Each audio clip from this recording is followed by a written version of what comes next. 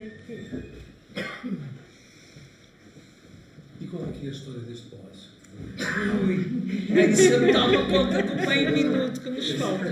Não pode ser em 10 minutos, Não, era a casa de passagem da Senhora Viscondessa da Regaleira.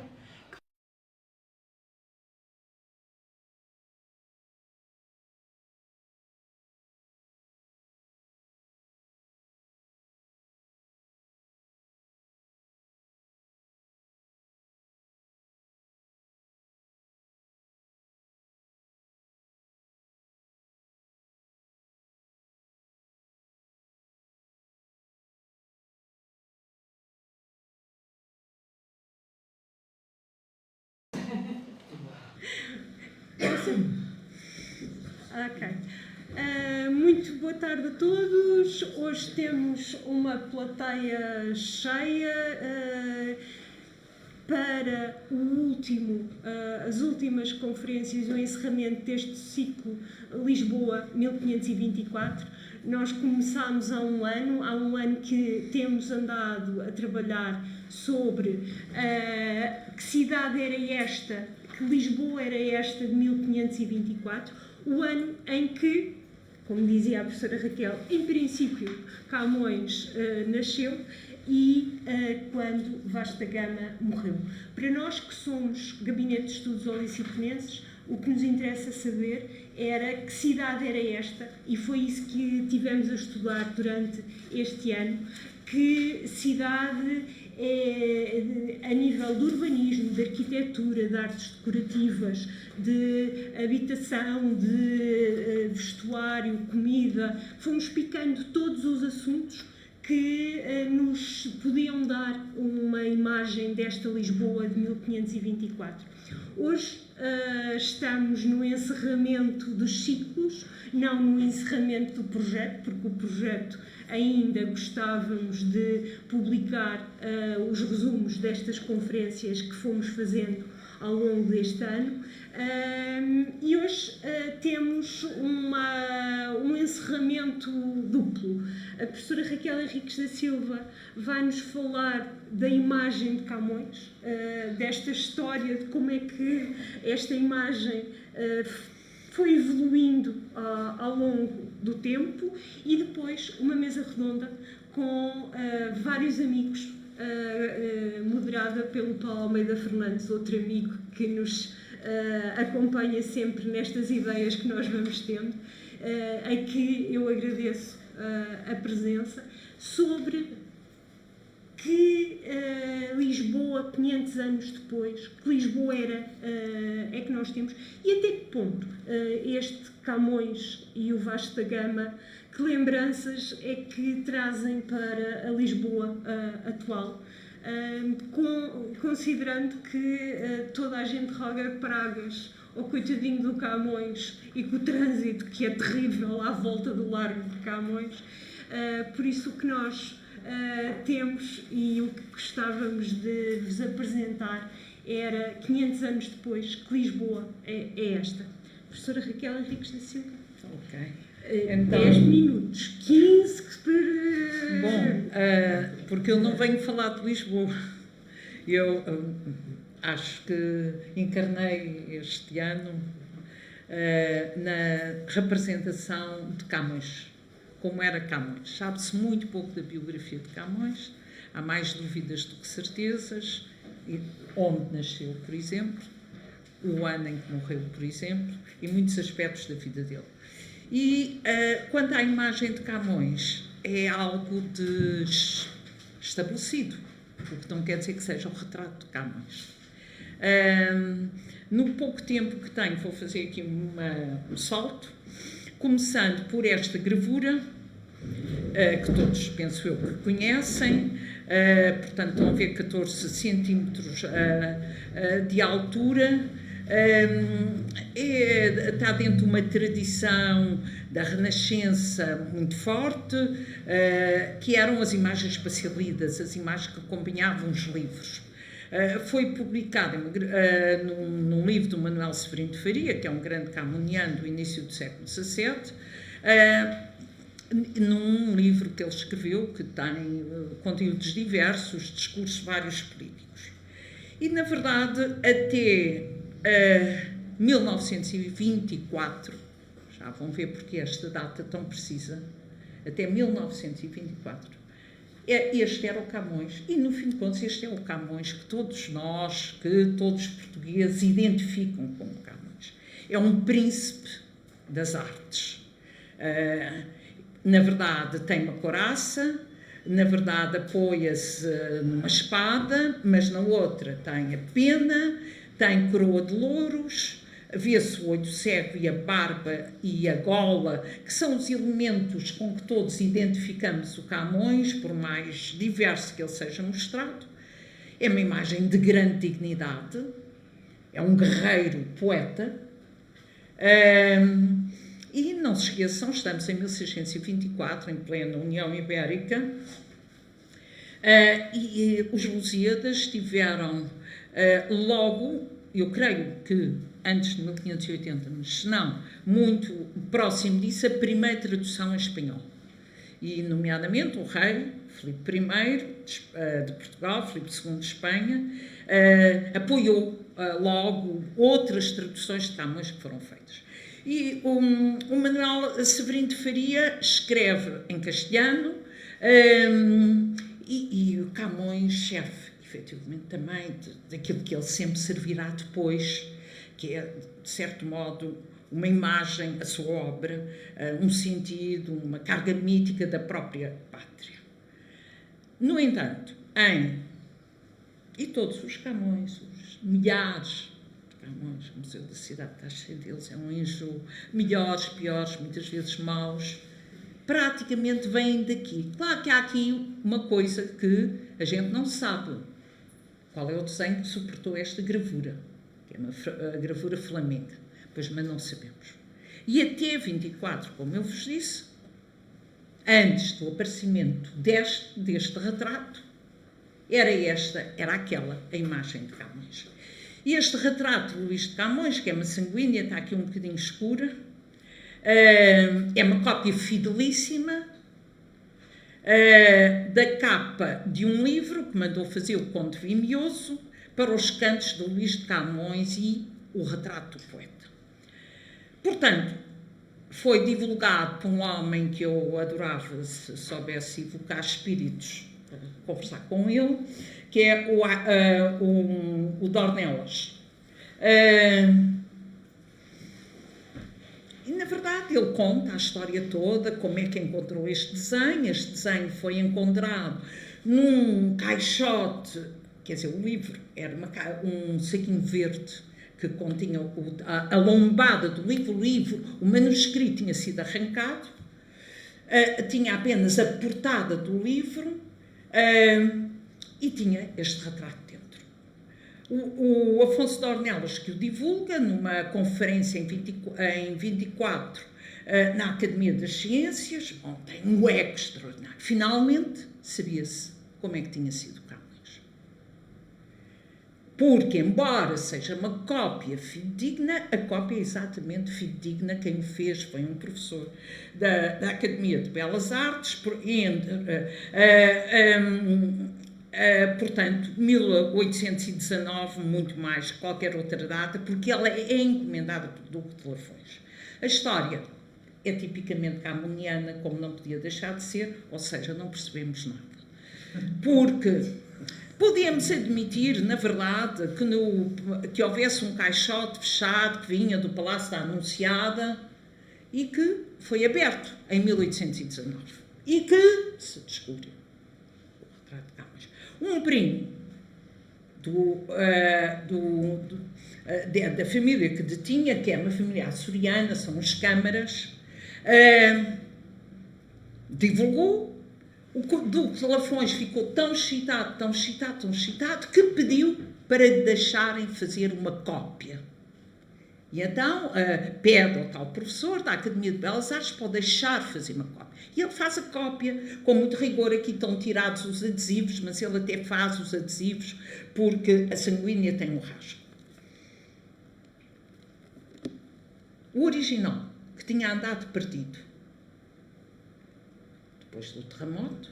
Mas o que é facto é que nem o Severino de Faria, nem dos primeiros biógrafos do Camões, logo após a sua morte, ninguém nunca fala deste retrato.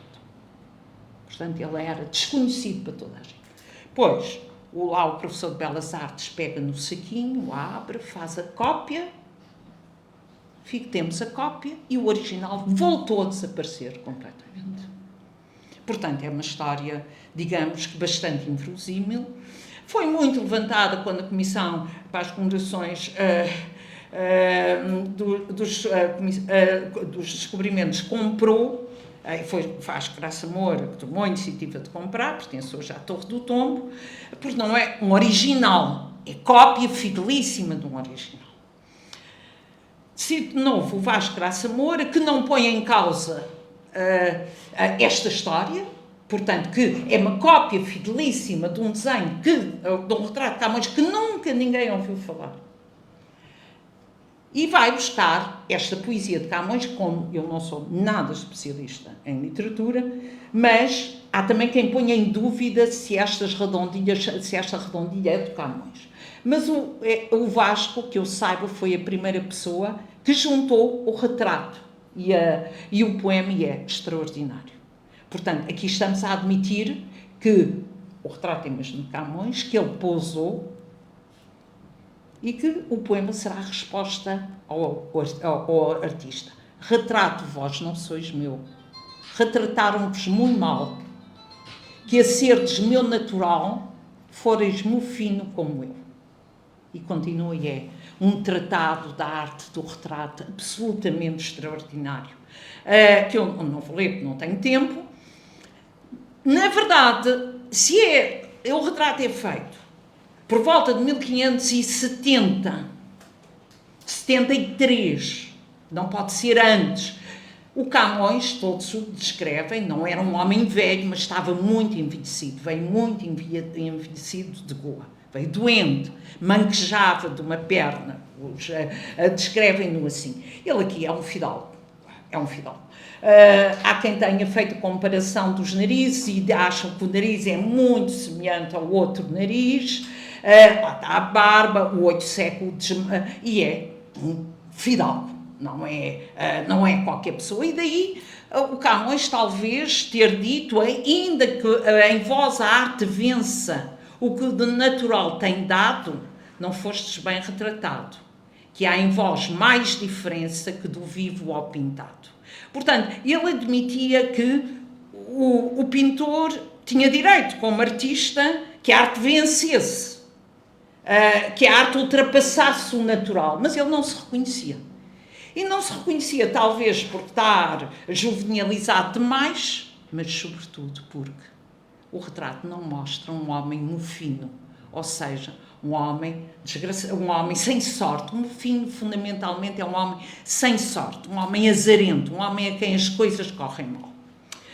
Mas o Dornelas, em 1925, ou seja, um ano depois, divulga outro retrato inédito de Camões. E houve outra vez em Portugal, no Brasil, por todo lado, completamente inédito, também nunca ninguém tinha falado dele, pintado em Goa, chegou a Goa em 1580, não podia ser, se ele morreu em 80, em 1581 chegou a notícia de que ele morreu, e o Fernão Teles de Menezes, que ofereceu ao tio, vice-rei, ele a seguir será também vice-rei da Índia, este retrato. E como é que o retrato é uma obra naif, é uma coisa de facto eventualmente orientalizante, e que tem à volta, não é? Tem esta espécie de arco onde a figura está encaixada, e depois tem umas folhas esvoaçantes no meio da verdura e das flores, que tem o nome de uma série de personagens que aí estão: o Lisio, o Henrique, o José Pequenino, o Francisco Mascarenhas. E está escrito em todas as folhas, deu notas. Sendo que na folha do Pequeno a frase é mais completa. Deu notas para o retrato. Portanto, eu quando andei 2 anos para descobrir onde é que o retrato estava, e depois estava numa coleção que eu conheço muito bem, acontece. Às vezes é a vantagem de ser de contemporânea. Eu nunca tinha visto isto em lado nenhum para uma época recuada, porque isto é um retrato de robô. Portanto, o Fernão Teles de Menezes juntou uma série de indivíduos, um talvez de maior qualidade pelo nome Francisco Mascarenhas, os outros deviam de ser Marujos da Má Vida de Goa, que Camões frequentou, como toda a gente sabe, e cada um deles disse como era o Camões, e houve um pintor que assina, não é? Goa, 1581, e um Pinto, que se discute, há artigos em deixa, é Pinto, se é pintou, seguido de, como diz o Dornelas, sinais orientais, que serão uma assinatura. E que muita gente já leu como sendo japonês e mais não sei o quê. Portanto, é um retrato robô. Na verdade, ele tem semelhanças com o primeiro Camões da gravura do Paulus que nós vemos. Rosto mais largo, só aquele, o anterior é que o mostra mais. Olha, foi um mundo todo, um magnífico retrato de Camões, os textos são extraordinários, mas eu tive a sorte dos proprietários me permitirem há 4 anos que fosse ao Laboratório José de Figueiredo. E é daquelas situações fantásticas que nos fazem respirar fundo, é que não é ninho, como normalmente é. Não pode ser anterior ao século XIX. Portanto, tem uns pigmentos que inviabilizam completamente. Portanto, é uma peça, se for do século XIX. Se for. Portanto, o Dornelas, vamos lá pensar, ele conta, há uma frase do Poussin, quando manda, no século XVII, um quadro para um encomendador dele, que era uma cena mitológica, diz: leia o livro e veja o quadro, e se tudo está conforme. O cume do classicismo em pintura. Pois aqui é a mesma coisa. O Dornelas, a história que conta, encaixa tudo aqui. É o texto que aqui está. Portanto, quem fez uma coisa, fez a outra. Na minha opinião. Foi feito no século XIX, foi feito no século XX. Eu acho que foi o Dornelas que fez, ou não vou fazer. Mas não tenho prova. E, quer dizer, não diz como o outro que é uma cópia. O outro, na verdade, é uma cópia. Embora o desaparecimento do original pela segunda vez seja complicado. Curiosamente, e vou terminar, esta pinturinha, também uma coisa naïve, mas não naïveté, quando eu digo naïve é sem formação académica, não é? Sem qualidades de desenho que a outra tem, que a têmpera tem, que a gravura do Paulus tem. Isto é pintores que pintam, mas as perspectivas não acertam. Ora, este retrato, quando foi divulgado já nos anos de 1960, toda a gente considerou um falso, foi assim, pois parece que é verdadeiro. É o Camões na prisão, é muito, muito interessante, porque aqui há umas figuras em baixo, assim meios diabos, com caras de diabos e que depois foram apagadas, e no verso há um cartão que diz Luís de Camões preso e tendo aos pés quem quis perdeu, pintado nas Índias e foi do próprio. Parece que esta imagem de Camões, onde nós ainda reconhecemos o Camões, por ter visto tantos Camões, é verdadeira. E vou terminar só com 2. Portanto, isto é o estado da questão em relação à retratística de época, ou pouco depois da morte dele, que atualmente existe. Aquilo que me tem interessado estudar não é isso, isso é um livrinho que está para sair já não sei quanto tempo, que eu faço este prólogo sobre a vera imagem de Camões, e em que chamo Retrato Vós Não Sois Meu, porque, na verdade, ninguém sabe como é o retrato de Camões. Mas aquilo que me interessou foi uma coisa completamente diferente. Selecionei um conjunto de pintores, na verdade só 5, do século XIX, que causam uma ruptura total na representação de Camões. Continua a haver o Camões com a coroa de louros, com a pena, com a espada. Esse é o Camões que toda a gente conhece e que é posto em todo lado. Pois é, mas em 1824, Domingos António Sequeira, que estava em Paris, exilado de alguma forma, ou pelo menos a não querer ficar ou achar que não tinha condições para ficar, na Lisboa miguelista, expõe no salão uma morte de Camões. Que era um tema, o Camões tinha-se internacionalizado completamente já no século XVIII, e há muita iconografia camoniana não portuguesa. Pois, como é Camões, tinha que sempre tudo correr mal, tal no fim, e nós só sabemos que o quadro existe, estão a ver a micro-história às vezes muitíssimo interessante, por esta aquarela, que eu devo dizer-vos, que nunca a vi, e que não sei que dimensões é, eu acho que deve ser uma coisa de 30 centímetros. Está no Château de, em França, portanto, foi a última casa dos descendentes do imperador Pedro II, quando a República é proclamada no Brasil, e esta gravura mostra o Salão da Princesa de Joinville, que era filha de Dom Pedro, no Rio de Janeiro. E na parede, cá está a morte de Camões. Porque estamos em 24.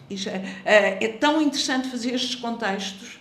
Em 24, havia um embaixador importantíssimo, o Visconde da Pedra Branca, havia um embaixador em Paris, a tentar fazer reconhecer a nova nação que era o Brasil. O quadro é bem e mal recebido pela crítica, e o Domingos Sequeira resolve mandá-lo para o Rio de Janeiro, oferecendo ao imperador do Brasil, Dom Pedro de Bragança, não é? O filho rebelde de Dom João VI. E o quadro lá ficou. Quando a princesa se volta para Paris, por volta de 1840, trará o quadro com ela. Ficaram a residir em Neuilly e em 1848, na Grande Revolução, foi brutal em França, o palácio foi incendiado e o quadro terá desaparecido. Portanto, tudo o que nós temos são estudos. Eu vou só passar um conjunto notável de estudos, agora apareceu mais um inédito, extraordinário. O Sequeira desenhava muito. Aquele que nos parece que se aproxima mais do quadro é este. Vou simplificar, não vou buscar o Garrett, com quem tudo isto tem ligações, porque ele publica, isto é 24, em 25, o Garrett publica o seu Camões, e o que é isto? É o episódio que começava, que é o episódio romântico por excelência da biografia de Camões, de que não temos rigor histórico nenhum de abordagem. O Camões recebe a notícia da morte de Dom Sebastião em Alcácer Quibir, o desaparecimento. E dará os braços ao ar e diz, pois morro com a pátria. E morre. É assim que o Garrett determina também o seu poema. Há uma crítica, há muitas críticas, como eu vos disse, favoráveis. Ele teve uma medalha de ouro, mas isso, houve centenas de medalhas de ouro, ou pelo menos largas dezenas. Mas há uma crítica de um homem que a gente não estava à espera de ver crítica, que eu sabia que se interessava por arte, mas não sabia que fazia crítica da arte, que é o Stendhal. Eu penso que muita gente já leu o Stendhal, que na juventude fez muita crítica da arte. E a crítica é demolidora. Porque ele diz, como é que este pintor pode ser pintor do rei de Portugal? Pintor de cores, que era aquilo que o Sequeira era nomeado quando ao projeto do projeto pictórico da ajuda. Não é? Como é que um pintor de corte representa um príncipe da poesia como um velho andrajoso miserável? Nunca. Portanto, a indignidade da representação. E a minha tese é essa. Ninguém reconhece aqui Camões, não tem nada, nem dos retratos em tribuna que serão dele ou não, nem da gravura, que é de facto de onde surge toda a retratística camoniana, e portanto a minha tese é que isto é uma representação de Camões, e é o Camões que a pátria não merece. Como o Sequeira, que se autorrepresenta aqui, obviamente sem intencionalidade, mas ele sente-se Camões. Ele também tinha feito tudo pelo novo regime, tinha feito os retratos dos constituintes, tinha estado preso, tinha servido o Junot, tinha servido outra vez um novo regime, fez as notas para o banco, fez as fardas para o exército e em 23 vai-se embora com medo de ser preso outra vez. A pátria não o merecia, como não merecia Camões. E o Camões oitocentista é este Camões, em que, é a minha tese, não é o Camões triunfante, é o Camões que é uma autorrepresentação.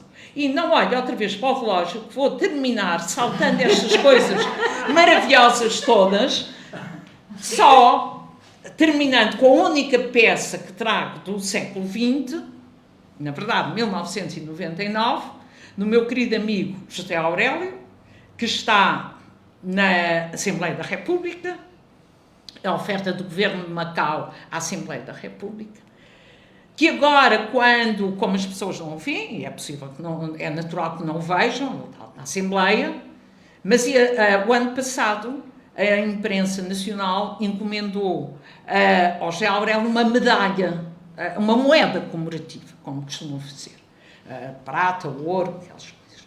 E ele foi buscar o seu Camões. E foi, não sei se ouviram, na televisão, nos mídias, nos jornais, a indignidade de se representar Camões como um boneco que ninguém percebe nada. Portanto, eu acho que o José Aurélio assume de novo, não é um boneco, ninguém, é uma excelente escultura, na minha opinião, não me dão tempo de a defender, mas tira-lhe outra vez toda a iconografia triunfante, não é uma autorrepresentação do José Aurélio, mas é uma discursividade artística que diz: ninguém sabe como era o rosto de Camões. Pronto.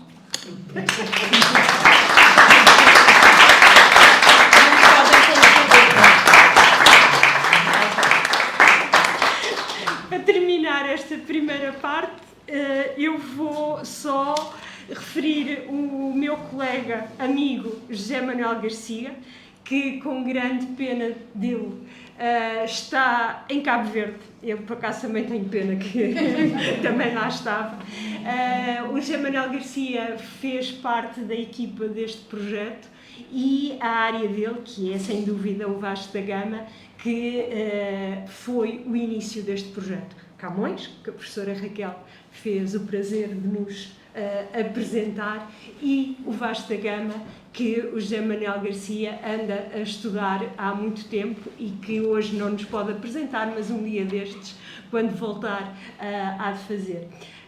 Vamos agora trocar, eu vou para ali, vocês convido-vos a virem para a mesa, você deixe-se estar. Bom, mas deixa ficar este Camões maravilhoso. Então pronto, fica o Camões. Podem preferir outro. Eu gosto muito deste. Este é maravilhoso.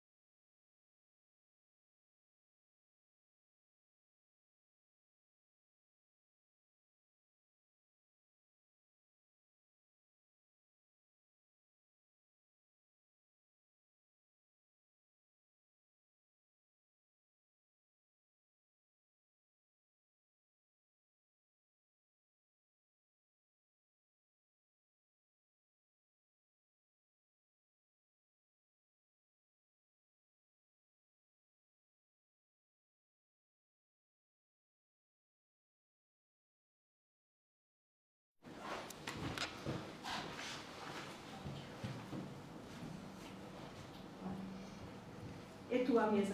Muito bem, muito boa tarde.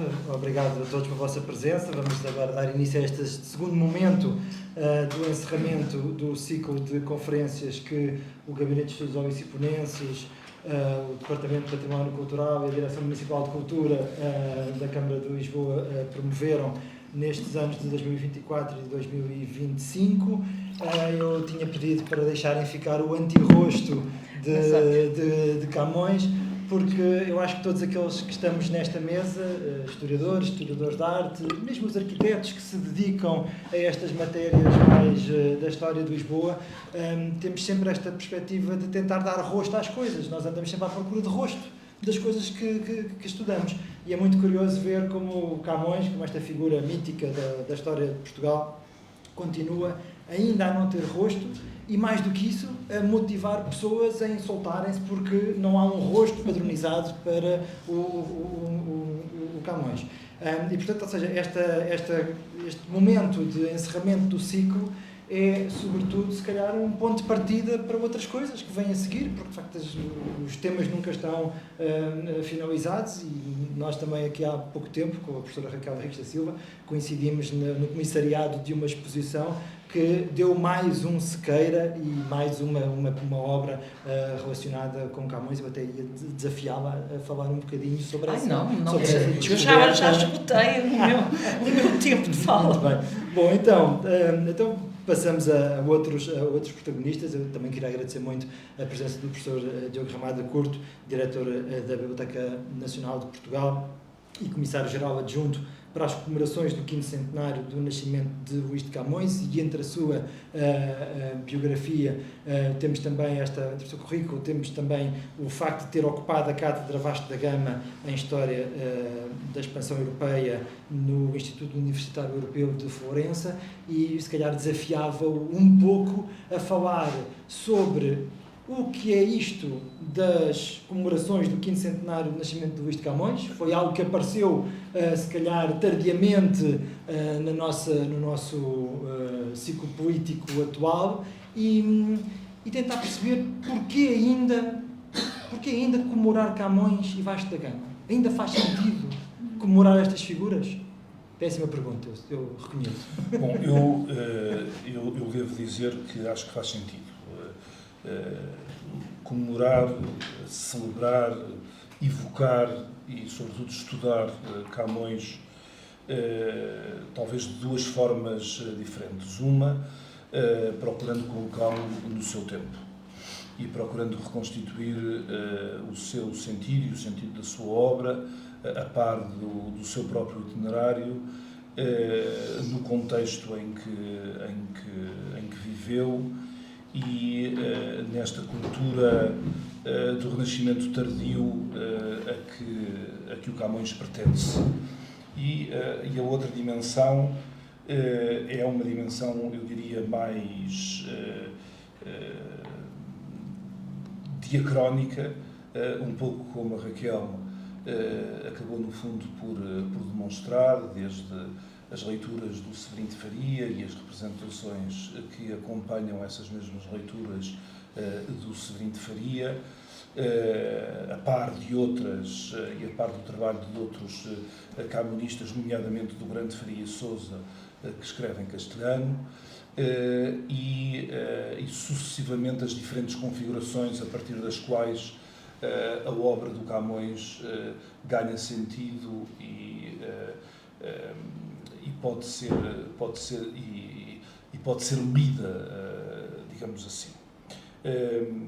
Há uma terceira dimensão que nós poderíamos acrescentar e que, sobretudo, diz respeito à memória que, pelo menos no interior dos Lusíadas, existe de outras épocas, nomeadamente, não nos esqueçamos que o poema épico é construído acerca de uma viagem que ocorreu décadas antes, e essa viagem que ocorreu décadas antes comporta em si, na maneira de traçar a própria história de Portugal, outras tantas camadas e outras tantas temporalidades que estão inscritas no próprio poema.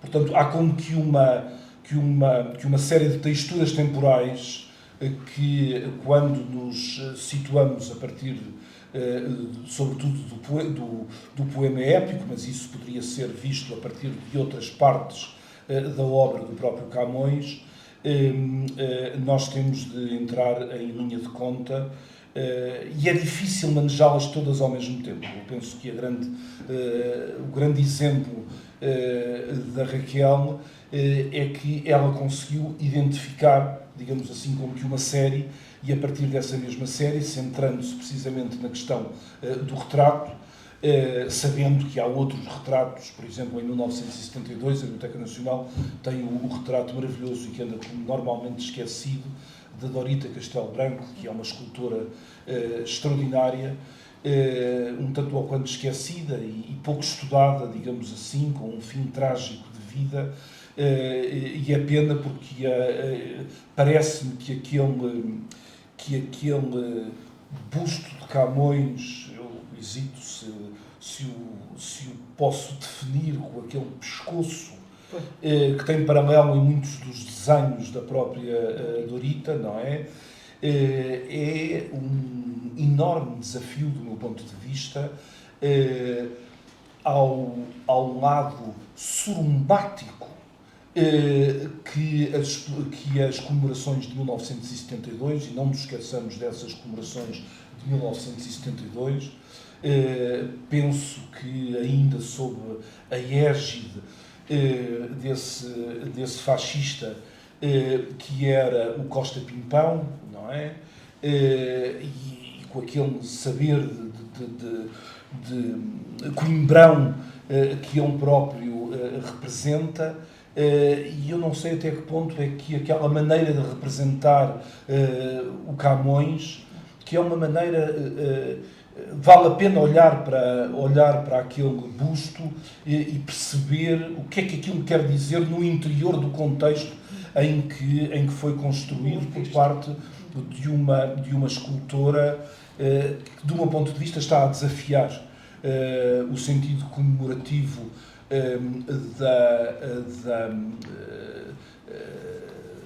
das cerimónias e dos atos que ocorreram fundamentalmente na Biblioteca Nacional em 1972. Este ano vamos ter o Rui Sanches, não é? O Rui Sanches está a terminar a sua, não um busto, o seu, já não me lembro como é que ele disse que não era um busto, não é? Que não ia fazer um busto, mas eu penso que eu já vi a maquete e gosto particularmente, não é? E acho que também é uma forma de desafiar alguns sentidos, do meu ponto de vista, que correspondem a uma espécie de inércia celebrativa, um tanto ou quanto tradicionalista, na qual eu, pessoalmente, não me revejo. Isto tudo para responder à sua pergunta de uma forma o mais certeira possível. Quer dizer, a obra de Camões comporta em si diferentes temporalidades, elas estão inscritas, por exemplo, nos próprios Lusíadas, elas estão inscritas nas diferentes formas de apropriação de que essa mesma obra foi objeto. Não é? Eu, aliás, estava preparado, não se supunha que isto fosse uma mesa redonda, não me tinham dito isso, sou apanhado aqui um pouco de surpresa para falar precisamente do momento que ocorre depois do momento que a professora Raquel aqui assim evocou e que corresponde primeiro à inauguração da estátua de Luís de Camões e que depois se cruza com a minha própria vivência na Praça de Luís de Camões, uma vez que eu nasci na Rua da Misericórdia e faço parte daquela mobília e o Helder chegou ao bairro Alto muito depois e portanto não tem capacidade para evocar e confundir-se com a própria memória, sabe muitas coisas, mas não viveu, digamos assim, a Rua da Misericórdia e em mim não foi dar milho aos pombos no Largo de Camões, que era o grande divertimento para quem vivia na Rua da Misericórdia, era ir dar milho aos pombos, ali assim, e ver depois no Natal as barraquinhas onde eram vendidas as figuras do presépio, e que é uma memória que se confunde em parte, e aqui eu tenho uma questão também, que provavelmente a Raquel saberá responder, eu não sei responder, não é? Há um momento, algures, em torno dos anos 40, 50, são várias as praças de Luís de Camões feitas pelo Abel Manta. Algumas estão, uma pelo menos está na Gulbenkian, julgo que outra está no Museu de Arte Contemporânea. Mas está no Museu de Lisboa. Outra está no Museu de Lisboa. E eu interrogo-me, de facto, sobre aquela praça do Luís de Camões, e pode haver um motivo relativamente simples, não é? Que nos leva a dizer que aquele de Camões é um Camões que é retratado de costas, por uma simples razão. É que ele me retratava o Camões a partir do escritório da Sala Costa, que ficava por cima do Consulado do Brasil, portanto por cima da farmácia, e portanto era a vista que ele tinha. É relativamente simples, não é? Quer dizer, que não existam, podemos especular, mas de facto era onde ele estava, provavelmente depois de vir, ou depois de... É anos 30, essas fichas de Lisboa ainda são... É 30 e tal, 40, não é? Sim, início de 40. Só mais tarde é que ele irá fazer esse retrato extraordinário, no qual eu também me revejo, cuja memória se confunde com a minha própria memória, da minha própria infância, que é o retrato do consultório do professor Polido Valente, que ficava ali no Florista, a seguir à Bertrand. Não é? Outra obra que está no Museu de Lisboa. Outra obra que está no Museu de Lisboa. Mas a minha interrogação é sobre esse Camões de costas. Há variantes nos próprios... Mas eu acho que se me permite, é exatamente o ponto de vista. Quer dizer, o Camões faz parte da praça como as árvores. Eu não vejo nenhuma intencionalidade na representação do Camões de costas. Eu, por acaso, eu penso eu penso que ele quer retratar o ambiente urbano. O ambiente urbano. Nós vemos mais as pessoas que estão na praça do que propriamente e a os luz. elementos fixos. Eu também não vivi, infelizmente, na Rua da Misericórdia, sou completamente suburbana e sempre fui. Mas, via lá mais ninguém. se me permitem, porque é sempre muito bom recordar as grandes aulas. E uma das aulas mais extraordinárias, que durou para aí um quarto de hora, que eu tive, foi na exposição muito polémica dos anos 40, os Jogos de França organizou em 82, 83 na Gulbenkian. Esse quadro estava, a versão da Gulbenkian, e o Fernando Azevedo, o pintor Fernando Azevedo, portanto isto, 82, 83, deu-nos uma aula, claro que era o olhar do pintor, ele é um pintor muito sensível, e era só luz, portanto o que nos ensinou a ver foi a coisa que é um dos mistérios da pintura para os pintores, que é representar a luz. Não é? Ainda hoje me emociono quando estou a ouvir, não é? Era uma voz muito suave, um homem muito delicado, a falar desse quadro. Para mim, não há nenhuma intencionalidade. Isso é muito difícil, Raquel. Pois, isso é muito sim, difícil. Claro. Eu, para mim, há. Pronto, ok. Claramente, e é interessante. Claramente, interessante. Eu acho que há claramente o retrato de um Camões de costas, pois, frente a tantas apropriações do Camões no interior de uma cultura oficial. E ele era um homem acompanha, ou neste caso, percebe, não é? Porque o ciclo do Camões aquiliniano, do Camões, digamos assim, que desafia o professor José Maria Rodrigues, o Camões que depois, mais tarde, vai dar a esse conto extraordinário que é publicado, penso que já postumamente, ou pelo menos no ano da morte do Aquilino, que é A Gaitinha do Capador, que é um retrato, digamos assim, do mundo académico ao qual nós pertencemos, mas Coimbra pertence eventualmente de uma forma mais intensa. Eu penso que é contra isso tudo que aquele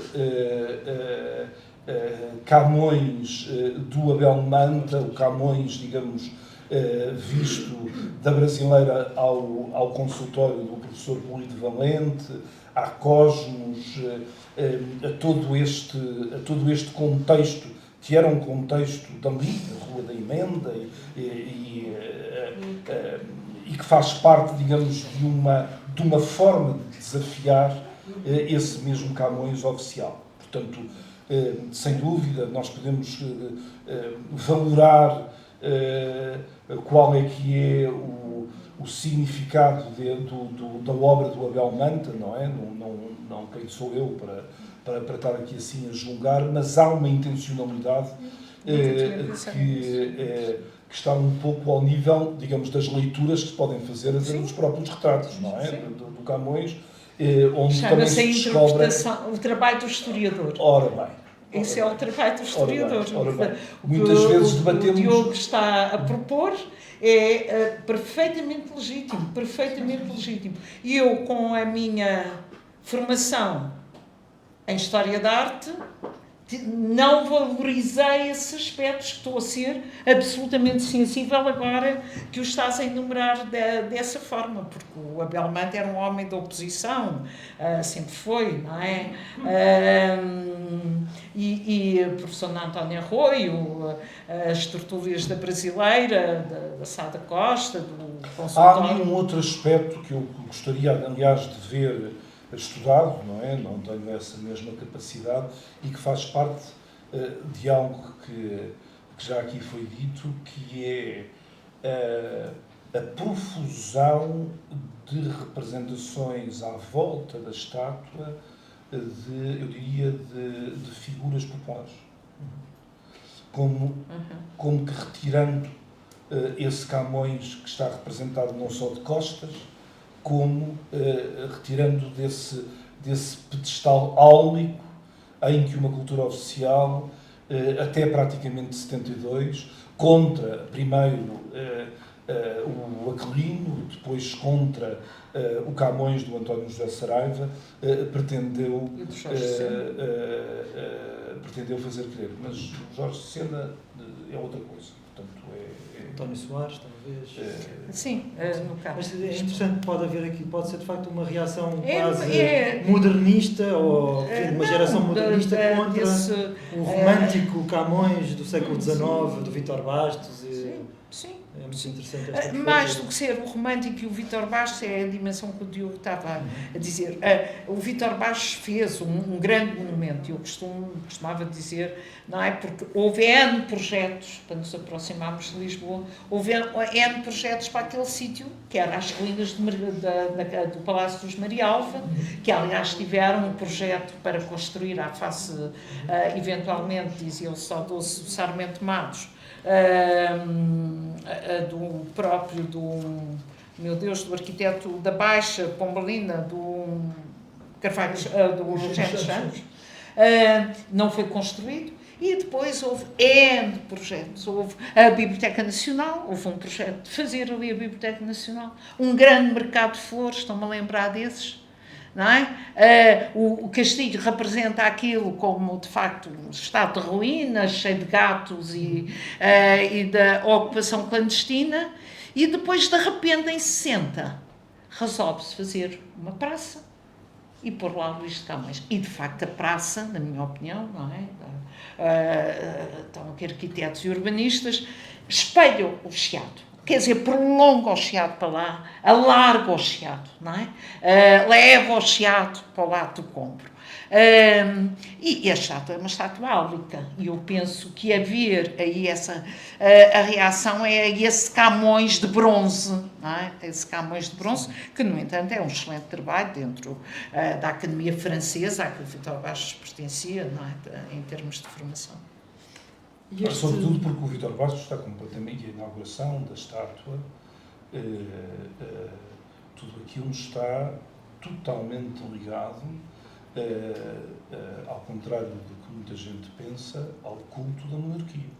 Sim. Portanto, que aliás está bem representado no final do... A obra é muito posterior, não é? Mas reporta a esse mesmo período, no final do crime do Padre Amaro. Não é? É no final do crime do Padre Amaro que se vê ali em bem representado esse Portugal antigo, quando aparece precisamente o Padre Amaro, o Cónigo Dias, diz: então sou maganão, por aqui, como se não se tivesse passado nada, tivesse sido...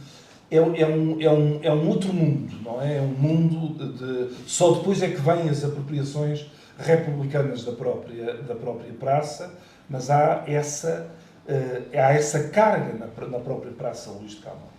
Sim, sem dúvida. Aliás, as próprias comemorações de 1880 já foram mais ou menos aproveitadas por alguns setores republicanos. Mas, e no ultimato aparece coberta de crepes. Claro, exatamente. Esse tipo Cristo embrulhada, não é? Embrulhada em crepes. Não é? Claro. Esse Camões visto de costas, esta tentativa de chegar a outras dimensões de Camões, como já ouvimos aqui falar da abordagem que o Rui Sanches irá fazer, é isso que podemos esperar da Comissão das comemorações do 5º centenário do nascimento de Camões?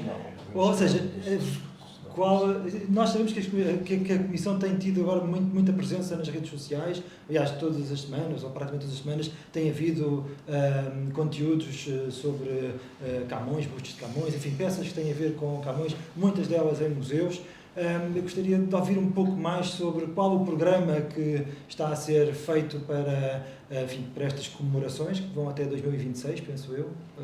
Vão até meados de 2026. Ou seja, temos aqui um período bastante longo. As comemorações começaram tarde, começaram excessivamente tarde.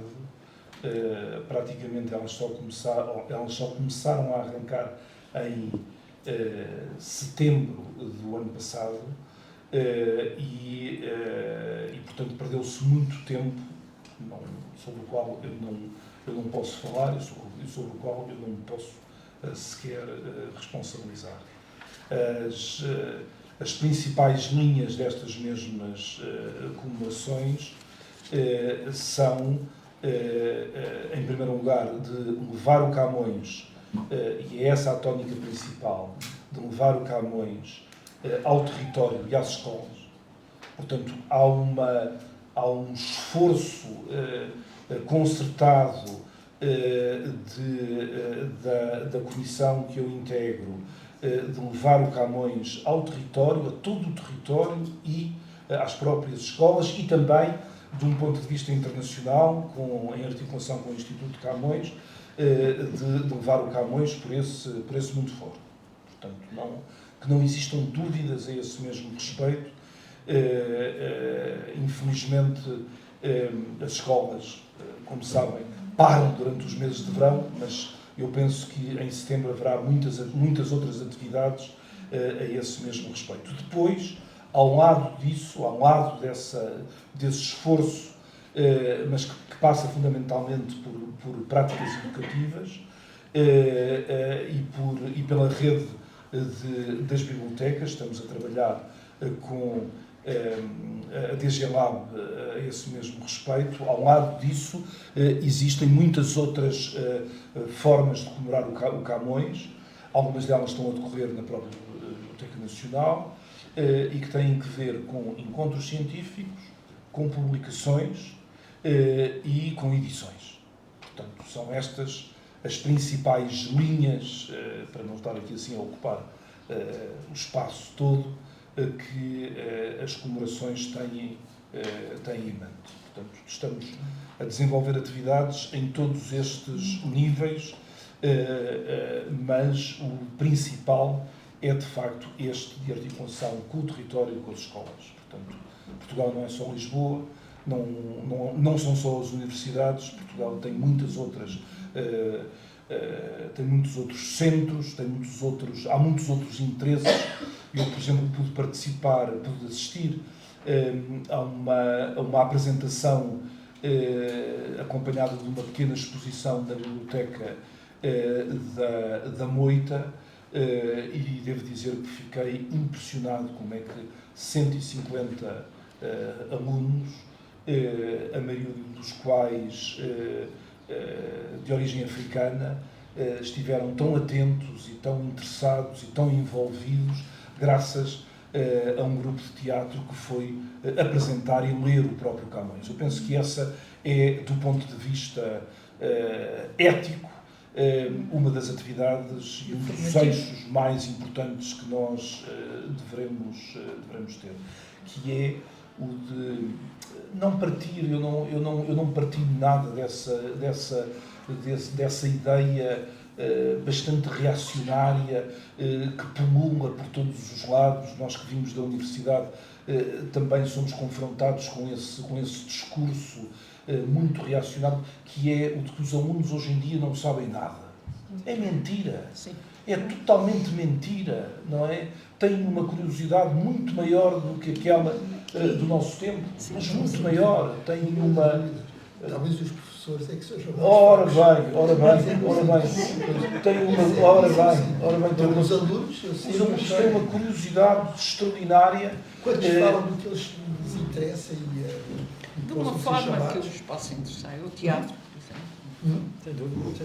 E, portanto, essa ideia e essa insistência em ir captar o público escolar, a ir tentar formar comunidades de leitura a partir desse mesmo mundo escolar, fugindo, digamos assim, também a essa ideia de, bom, há a digitalização, portanto está tudo na digitalização,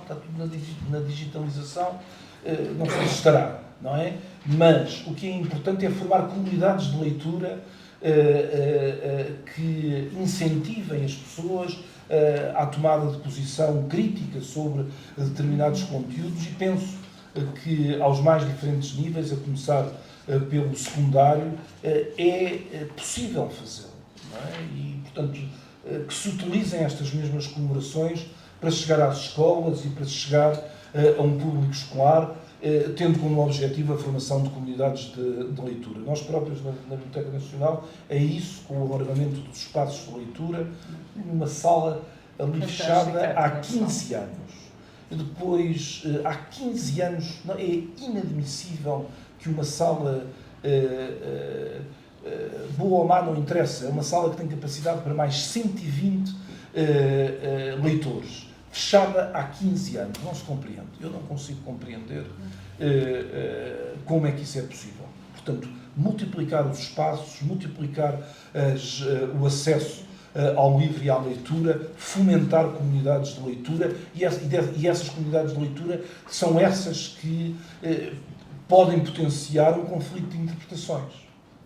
E eu acho, muito sinceramente, eu que passei uma parte da minha vida a dizer mal das comemorações, desde as comemorações dos descobrimentos, não é? Depois fiquei amigo, no final da vida, do Vasco Graça Moura, que era uma pessoa de facto extraordinária, quer dizer, era uma pessoa dotada de alguma genialidade, não é? Do meu ponto de vista, não é? Mas passei uma parte da minha vida a dizer mal das comemorações, das tentativas de fazer propaganda à conta das comemorações.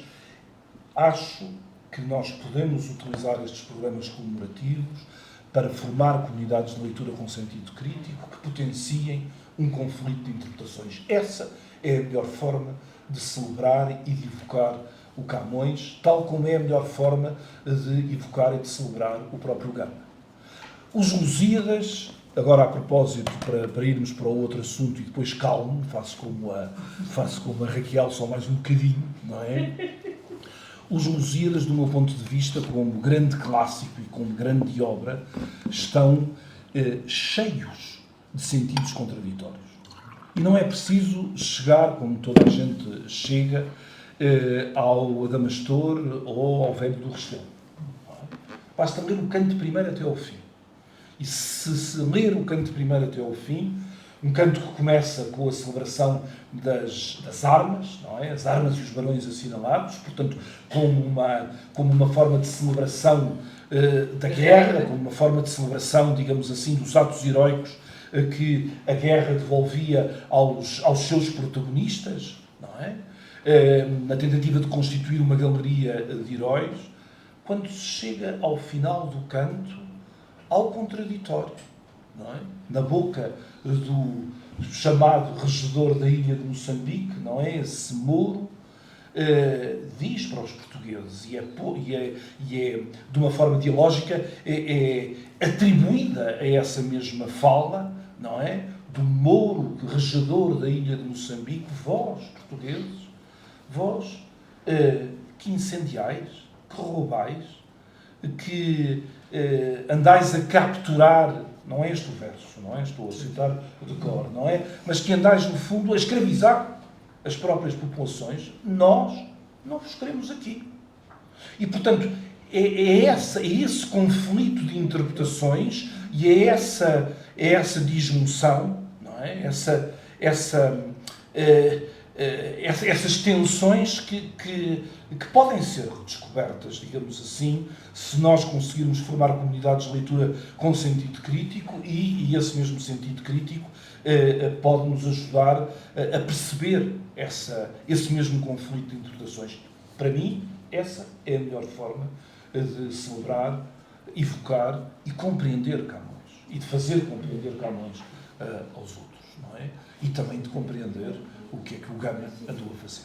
E calma. Muito bem, muito obrigado. Nós falámos agora aqui de muitas coisas, falámos também das comunidades escolares e eu queria alargar um bocadinho a nossa conversa, convocando para este momento o arquiteto João Mateus, que conheci muito recentemente, mas que é um homem que se dedicou durante uma parte considerável da sua vida a trabalhar em construção escolar, e, portanto tem essa dimensão muito interessante, e que é autor de um painel de azulejos chamado Camões em Lisboa, que está no refeitório do edifício Auditório Camões, e que é um painel de azulejos de 2002-2003, ou seja, não integra nenhum destes ciclos comemorativos. A imagem que... Aqui. Temos agora aí uma imagem para colocar, penso eu. Filha! Está aqui. Olha, Continua a conversa. Bom, e que, para além de fazer isto, de fazer tudo isto, é um homem dos sete ofícios, não é? Porque também é arquiteto, pintor, músico e, mais recentemente, obicipógrafo. Portanto, tem feito aqui uma série de incursões por várias áreas e eu queria desafiá-lo, primeiro, que nos explicasse um pouco como é que surgiu este painel de azulejos Camões em Lisboa. Parece que não surge em nenhum ciclo comemorativo, e nós estamos habituados a que as coisas surjam apenas em ciclos comemorativos. E depois, por outro lado, sei que tem uma interpretação muito particular sobre a cadeia do Tronco, onde o Camões esteve preso. E que se calhar não é exatamente no sítio que nós estamos habituados e que nós dizemos aos turistas que é. Exato. não, e está lá marcado. Está lá marcado, não é? Pronto, mas eu queria começar talvez por essa situação. Que lembro-me que assisti a uma entrevista com o professor José Augusto Bernardes em setembro de 2024, em que ele diz às tantas, no Império dos Sentidos, diz às tantas que a maior parte das vezes que vamos procurar coisas na internet sobre Camões, o mais certo é encontrarmos coisas incompletas ou erradas. Ele diz isso. E que é urgente refazer uma base de dados, especialmente dentro destas comemorações, certificada, em que tudo pensa-se que é, mas depois não sabe se é, não sei o quê. E eu, concretamente, em relação à cadeia do Tronco, já há muito tempo tenho a convicção, aliás, não sou só eu a dizer, que a cadeia do tronco não é onde 99% das pessoas dizem e fazem visitas ao pátio do tronco, mas é noutro sítio. E eu pergunto a mim como é que é possível, tantos anos, em passar este equívoco para a sociedade, de tal maneira, e estudiosos, e tudo, que não vão averiguar em detalhe a razão disso. Uma das coisas que se prende com isso é uma coincidência, porque o Camões teve aquela rixa com o Gonçalo Borges e foi precisamente ali na Rua das Portas de Santo Antão. Ora, as pessoas que chegam ali não fazem pátio do tronco e ter preso na cadeia do tronco, de certeza que deve ser aqui este, mas não vão averiguar porquê.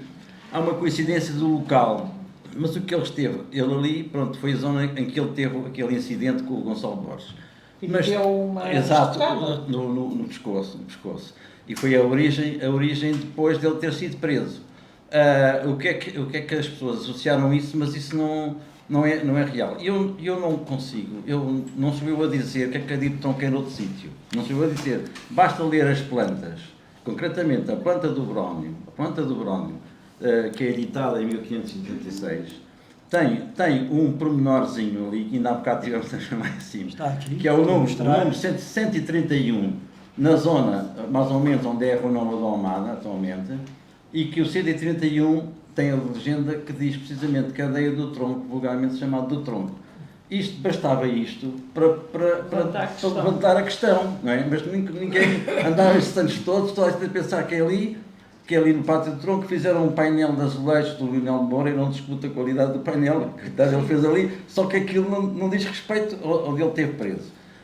Portanto, eu não sou eu digo, mas as coisas estão nas plantas. Essa vista planta do brónio, tem lá referido naquele ponto, aliás eu reproduzo no azulejo ali o pormenor em que diz respeito àquela zona, não é? Que é o 131, isto não se vê muito bem, mas são 4 azulejos em que representa isso. Já em 2002 levantei esta questão, mas ficou ali esquecido, também não fiz nenhuma comunicação entretanto. Portanto, outra coisa que diz, basta ver as plantas de 1755 das ruas, em que está lá a Rua do Tronco, ali mesmo escrito. Mesmo sítio, bem? No mesmo sítio, pronto. E, entretanto, eu também tenho um trabalho de investigação em que fiz reconstituição das plantas, todas baseado na planta rigorosa do levantamento de AutoCAD, de Lisboa, da Câmara, e depois refiz a planta do Filipe Foch, ajeitando para ter certo uma sobre a outra, a 1755 também, 1650 do Tinoco, e agora uma planta que eu fiz mais recentemente, que é a reconstituição da planta com bastante rigor, de 1552, na altura em que ele esteve preso. Lá está a travessa do tronco, a rua do tronco e a cadeia do tronco. Pronto, entretanto, está aqui isso é a vista do brónio que eu estava a referir. Pronto, entretanto, isto, não sei se... Podíamos ver o painel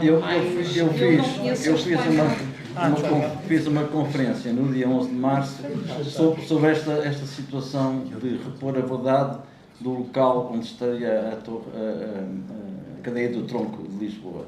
E realmente, quer dizer, lamento que esteja ali aquele painel e que, pronto, aquilo poderá ser corrigido, um bocado entre aspas, corrigido, dizer ali que é onde houve a rixa, mas ele está preso, ou esteve preso, ali ao pé do Tribunal da Boa Hora, que é onde está a rua do Crucifixo, com a rua de São Nicolau, precisamente ali.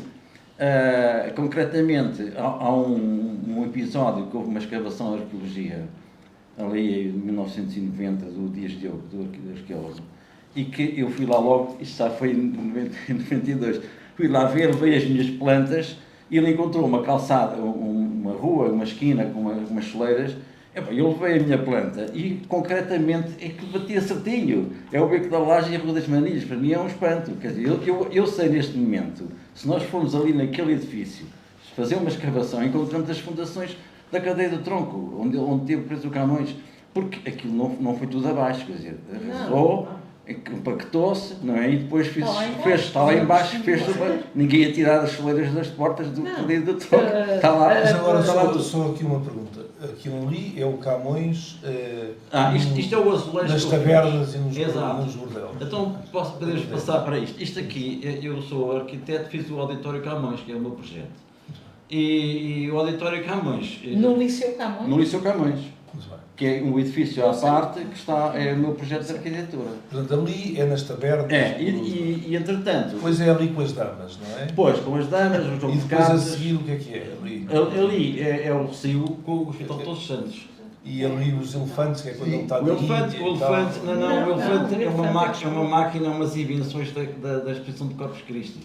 Porque no Corpus Christi, na exposição de Corpus de Deus. Podemos passar um bocadinho mais, porque ele continua ou não? Não, ele está aqui. Está aqui todo. Pode ser ampliado mais. Portanto, Portanto, a viagem não está representada aqui. A única viagem que está é a saída dele para a Índia ao fim, não é? Portanto, isto aqui Está ali a partida, sim. é ali. Aqui Eu é a aqui prisão, é é o elas que- tronco. é a prisão do tronco em que eu fui me inspirar naquele retrato que dizem que é em Goa. Eu já percebi e pus ali o quadradinho, já percebi, de acordo com aquilo que eu tive a investigar, porque eu tenho as medidas da cadeia do tronco. Eu tenho agora o tombo da cidade, 1955, tem lá as medidas da cadeia do tronco, que é uma coisa minúscula. E que dizem que ele tinha ali, chegava a ter 80 e 100 pessoas ali dentro. Era impossível ter uma cela, era impossível. Vários andares, não é? Em 2 andares, pois, mas em 2 andares. Eu pus 40 em cada piso e as pessoas têm que estar assim, todas encostadinhas. De certeza. Bem, esta aqui também dizem que é Goa, não é? Eu acho que ele, na cadeia do tronco em Lisboa, teve ali muito mais condições. Péssimo.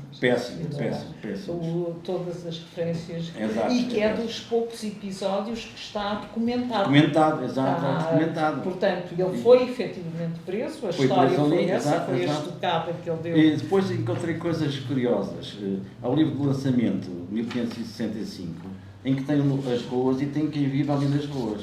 Portanto, é 12 anos depois do Camões lá ter estado preso. Eu encontrei o tronqueiro, 12 anos depois do Camões lá ter estado, sei o nome dele, agora não interessa, Fernandes, não sei o quê, e que, o tronqueiro no tronco. Portanto, eu até sei o nome do tipo que tinha lá, que tratava dos presos, porque havia os carcereiros e o tronqueiro e tal. Porquê é que se chamava do tronco? Do tronco porque a imagem esse nome vem de que as pessoas eram presas num cepo aberto ao meio onde tinham os pés ou a cabeça e, portanto, aquilo era uma coisa que fechava, tinha uns buracos para pôr os pés, não é? E alguns até a cabeça, não é? E ficava ali imobilizado. Por isso é que é o tronco. E depois podia ter tronco ou não ter. Depois o termo continua-se a chamar de cadeia do tronco. Aliás, como a própria Ingoa diz também que é o tronco. Portanto, era quase sinónimo. Cadeia é o tronco. Pronto, diz que é o tronco. Pronto, este azulejo foi feito na altura no refeitório do Camões, da Escola Secundária de Camões, do meu edifício, em que ali temos o Paço da Ribeira, em que tem algum rigor, porque eu tenho a dimensão real em mente quanto é que tinha o edifício, em que fiz ali, fui buscar a vista que está mais rigorosa da livro de horas, e refiz ali e peguei num pormenor também que existe no livro de horas, que era o funeral do rei Dom Manuel, em que aparece um bocadinho só ali da escada e o rei a descer. Portanto, juntando essas peças, dá este edifício. Qual é a dimensão da altura do painel? 2 metros, é quase 3 metros de altura. São 12 metros de comprido. 12 Pode metros. ser lá. Pode, basta ir lá pertence à escola, basta pedir para ver. É a primeira vez que eu estou a ver. Pois, está ali um bocado escondido. Eu acho que há aqui um déficit de informação sobre isto. Eu acho que o Sr. Arquiteto tinha que publicar não só o seu estudo, mas também a explicação do próprio painel, porque é algo que porque é muito recente. quando tu falavas tão bem, gostei muito de ouvir, Diogo, de reivindicar, no sentido das comemorações, essa comunidades de leitura e de interpretação, a própria figura de Camões, que atualmente tem estado a ser ele é de facto uma figura que não é rara, até desde a tradição medieval, porque ele é um fidalgote, no fim de contas, podemos, sem dinheiro, portanto, era o problema dele, é que não tinha dinheiro, e, portanto, trabalhava, fazia, ele escrevia para as pessoas que queriam, e cobrava por isso, não é? Mas era um homem turbulento e era um homem frequentador dos bafões de todo o lado. De todo o lado, em Lisboa, em Goa, em todo o lado. E depois tem aquela cultura erudita, que é inegável, não é? Uma cultura profunda, atualizadíssima, não é? Aquela descrição do orbe que ele faz. Mas a erudição não é contrário ao bafo. Não, mas normalmente, lá está, não é a comunicação que se faz. Eu acho que, por exemplo, a miudagem é muito mais interessante, não é? Esta complexidade de uma personalidade, não é? Que todos os que o conheceram e que dão testemunhos dizem que era mesmo um homem turbulento, dava a sargata, ajustes de conta. Portanto, 30 fortes, como o Malhou há de representar. Venha lá mais 2. Bom, nós agora queríamos falar um bocadinho sobre Lisboa. E por isso ia perguntar ao arquiteto Helder Carita, que é uma das pessoas que melhor conhece a Lisboa Manuelina, enfim, que fez estudos sobre a Lisboa Manuelina, a formação dos modelos urbanísticos, o estudo sobre o bairro Alto, o trabalho que desenvolveu também na Casa dos Bicos. E eu ia lhe perguntar se Lisboa era esta do tempo de Camões, Lisboa era esta em 1524, já depois da morte de Dom Manuel, que eu acho que é o único soberano em todo o mundo que vive por cima dos armazéns do seu império. Que Lisboa era esta? Talvez do ponto de vista urbanístico, não é? Porque o Dom Manuel teve uma série de legislação sobre... Tem havido muitos estudos sobre a questão da Lisboa Manuelina. Eu acho interessante que realmente há 2 Lisboas, que é a Pombalina e a Manuelina, e na realidade realmente são os 2 grandes momentos da cidade.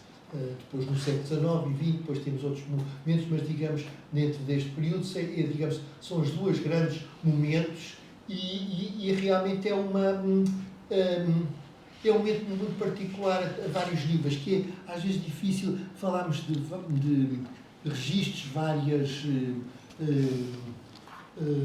sobreposições de significação e realmente há várias, aparece normalmente na Lisboa da Manuelina existe na realidade uma Lisboa Manuelina, mas que normalmente é mais refletida nos grandes momentos que propriamente nos estudos na cidade, em termos urbanísticos. E isso é que parece-me que é um pouco enfim, talvez devesse haver uma reflexão maior, porque realmente os edifícios são mais apelativos, naturalmente, é a forma, é mais fácil de ver, eles têm uma maior significação, são os entomados, como o Palácio da Ribeira, enfim, próprios Jerónimos ou a Torre de Belém, mas ao nível do urbanismo há realmente uma transformação muito grande neste período, e essa transformação, ela talvez seja mais representativa da mentalidade da época mais progressista, digamos, a sentido mais renascentista ou mais modernista, no sentido que é propriamente a organização, a estruturação que Lisboa sofre. Digamos, Lisboa tem uma transformação grande a esse nível e por outro lado, ela tem também o fenómeno do bairro Alto, que é um fenómeno estudado, articulado, mas cuja articulação, por vezes, não está tão bem expressa, digamos. Lisboa, por um lado, Lisboa realmente, daquilo que eu tenho estudado, é interessante, que há, digamos, uma quantidade enorme de estrangeiros, há um cosmopolitivismo de vários vertentes, uma delas da enorme quantidade de marinheiros que vinham da Europa, que estavam cá para se entrar nas armadas, digamos, as armadas cada armada, cada ano partia, era um esforço enorme, era uma situação extraordinária. Havia a participação dos italianos, que aí também, perto de ti, na tua casa, os famosos os Laftar, que são, por exemplo, compram uma parte do bairro Alto, numa altura, os Laftar compram, depois é interessante que há uma documentação e depois ela não tem consequência, não consigo encontrar depois essa consequência, essa compra grande dos Laftar, que compram uma parte significativa do bairro, depois desaparece. Ou uma doação depois, ou há qualquer coisa, também os Laftar deixou de ter importância, nós estamos a ver, era a família mais rica, talvez, sob o ponto de vista de financeiro, na altura. Isto é, se chega a ser, há caravelas que são só de um dos Laftar que financia uma das caravelas. Mas isto voltando ao tema de Lisboa, para mim o que mais me interessa tem sido, esse aspecto da reorganização de Lisboa, que é difícil de mapear, é difícil de transmitir, não é evidente, não tem, mas tem a ver muito com, por um lado, uma transformação que se dá do final que é toda a legislação, publicada pelo António Carneiro, que é uma coisa, para mim, extraordinária, é um personagem. Mas nós estamos a dizer quem é o António Carneiro, para mim sim, foi das coisas. É uma personagem, para mim, misteriosa, que não haja estudos da parte da história clássica das biografias, que faça uma biografia do António Carneiro e que faça um estudo do António Carneiro. Era um homem discreto, não é? Um homem muito discreto. O tal Camaça diz que piacissimo sulla labor, mas discreto. Não, era um homem muito discreto, é um homem, na altura do meu estudo da Lisboa, Manuel ainda não tinha encontrado, não sabia, por exemplo, do relatório do Camaça, que para aí define-o e trata-o como um grande secretário. Depois aparece noutros sítios, por exemplo, ele é um simples secretário.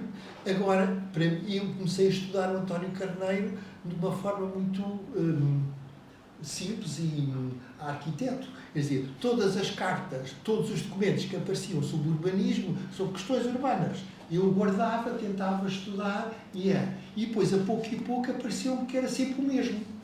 Que era um personagem que eu não sabia quem era. Na altura, no começo dos estudos, não sabia quem era, só que havia uma coisa, pois é uma perseguição, porque a pouco e pouco começa a letra, depois a maneira de escrever, coisas que ele dizia, repetições que aparecem, porque havia uma coincidência de situações. Há situações em que ele, por exemplo, diz, e sobre o assunto não há que falar. No final, era uma das frases que ele acabava, que era autoritarismo puro, mas e depois, realmente, interesse enorme sob o ponto de vista urbanístico e arquitetónico, digamos, do homem que é um secretário, não tem nada, né? Mas e também por isso, no princípio, eu não percebia eu pensava que as cartas eram do rei, assinadas pelo rei, mas depois, a pouco e pouco, havia sítios em que, como vos falámos, como vos fizemos, como na rua, não sei, ele estava a falar de uma experiência, de uma reunião que não era com o rei, era impossível, só pouco e pouco é que eu fui percebendo que aquela personagem, primeiro estava realmente praticíssimo, está em todo lado, era discreto, não dá nas vistas, mas trata dos assuntos todos, inclusive, por exemplo, opõe-se ao Duque de Bragança na altura, mas com todas em primeira linha. Só que muito esperto, ele manda um conjunto de referências para umas terras lá de cima, que é um conflito de igrejas, de obras, e no final quem assina a carta já é o rei, sem ser ele, já trata uma carta regia, já para ele não ser apanhado, digamos, para se defender, aí põe. Mas, digamos, para mim, quando se fala muito de Dom Manuel, é realmente o personagem, por um lado, que está nesta Lisboa, está na base desta Lisboa. É ele, por exemplo, que faz toda a documentação, por exemplo, toda a legislação que é uma legislação importantíssima, que é progressiva, que é a proibição das balcoadas, que seriam aqueles géneros de estruturas de Buxarabie ou de gelosias. Eles vão primeiro, e todo esse processo, porque ele começa primeiro por proibir que se façam novas. Depois começa a desmontar nas ruas mais importantes. E depois, por fim, só mais tarde é que manda demolir todas as da cidade inteira, digamos, só a partir de uma... Mas ele percebe-se claramente que há uma política, digamos, claríssima, que reestrutura a cidade de Lisboa. Tem muito mais a ver, quando nós vemos, por exemplo, o caso do Bairro Alto, tem a ver com uma nova... outra situação interessantíssima do António Carneiro, que ele vê no espaço. Na altura foi uma coisa que me interessou, quer dizer, nós quando vemos os escritos, sobretudo do final de Dom Manuel, as pessoas aparecem em sítios, vão a sítios, não há, as descrições são sempre muito próximas de um acontecimento. E ele tem uma coisa extraordinária com uma das cartas, quando faz um conjunto há duas cartas fundamentais no urbanismo de Lisboa, mas uma delas ele faz uma espécie de introdução e depois toma um conjunto de medidas, e o que é interessante é que ele toma esse conjunto de medidas a partir do Terreiro do Paço com ponto central à direita e à esquerda. Isto é, ele está a ver a planta da cidade, ele tem uma visão abstrata que não havia, na altura era raríssimo, só os cartógrafos. Claro que depois, mais tarde, eu vim a saber que ele depois tinha ligações à cartografia, tinha ligações ele próprio era armador, tinha uma armada, ele é grande contratador, depois a pouco e pouco é que vai abandonando essas, mas digamos, é grande, a personagem, já que falámos agora de personagens particulares, especiais, mas parece-me que é a grande personagem que seria de estudar e que é a representação, digamos, da época de 500, da Lisboa de 500, mas também da Lisboa de uma cidade e de um país com possibilidades. Com possibilidades no sentido, digamos, de futuro. Parece-me que é, digamos, a personagem interessante e que se pode... Tenho pena, não seja comparável a outras como Camões, enfim, não pode comparar tanto a Camões, mas não seja realmente distinguido como, por exemplo, o próprio Alexandre Colano, que lhe chama o Marquês de Pombal da época.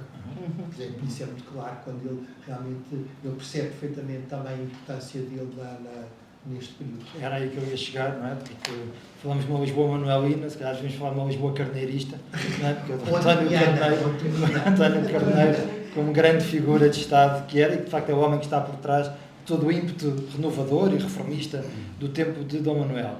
Bom, eu deixo para o fim. Eu, por acaso, gostava de dizer aqui uma coisa sobre isto, e eu acho que o Hélder lançou aqui assim uma pista verdadeiramente extraordinária, porque lançou e tem uma vida por trás de investigação a fundamentar esta importância desta relação entre propriedade e construção, no fundo, não é? E como é que esta mesma propriedade acaba, no fundo, por estar relacionada com a construção de determinadas formas e a construção onde o Bairro Alto é indiscutivelmente uma das construções, um dos resultados mais impressionantes e que pouco tempo depois, eu julgo que o grande momento de reflexão, o primeiro grande momento de reflexão sobre aquilo que tinha sido criado no Bairro Alto está no final da década de 1620, na miscelânea do Miguel Leitão de Andrade.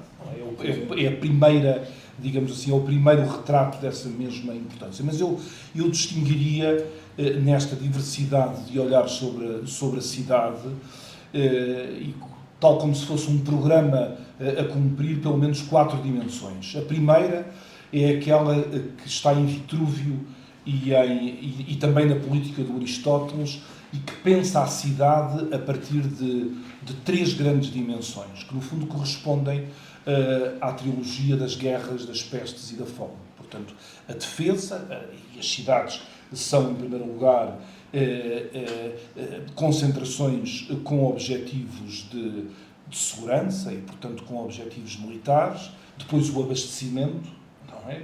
Justamente para contrariar as fomes, e depois a segurança do ponto de vista da saúde e da proteção, digamos assim, em relação às epidemias, sobretudo em cidades portuárias que vêm de Porto para Porto. E, portanto, esta é uma primeira grelha. Uma segunda grelha, citada aqui pelo Hélder, é aquela que... E o que é difícil é articulá-las todas, não é? É aquela que faz da cidade uma cidade invadida por estrangeiros, comerciantes, por um lado, e também escravos, por outro, não é? E como é que esta existência de novos grupos numa cidade altera a configuração social dessa mesma cidade. Uma terceira é aquela da qual o Hélder partiu e que tem que ver, sem dúvida alguma, com os grandes monumentos aos quais nós estamos habituados, também com as formas de arquitetura efêmera que determinados cortejos e, sobretudo, determinadas procissões, tanto do ponto de vista religioso como do ponto de vista temporal, não é? Tanto da cidade como da própria monarquia, impactam sobre essa mesma cidade. E a última é, sem dúvida alguma, aquela que também já foi aqui invocada, nomeadamente pelo Sr. Arquiteto, que é esta que associa a propriedade à fiscalidade. Não é? As cidades são formas mais céleres de lançamento de censos, e eu não percebo porque é que esse documento tão extraordinário quanto é o arrulamento de 1620, que está na Câmara, nunca foi estudado. Não é? Nunca ninguém o estudou. Provavelmente o Sr. Arquiteto conhece-o, o de 1620, não é? Esse não. Pois. Temos todos trabalho para casa. Mas este, pois eu sei, mas olha que este tem rua a rua. Os nomes, quem vivia nas casas, etc. Não é? É qualquer coisa, portanto, o arquivo, que desde que saiu lá de baixo da praça do município. Está no arquivo histórico nesse momento. Eu cheguei a ver no arquivo histórico, da Câmara, na praça do município. São os livros de escordeamentos, não? De 1620. Sim, mas é os livros de escordeamentos, não? Não, é o censo com o arrulamento das ruas de 1620. Está lá tudo para efeitos fiscais.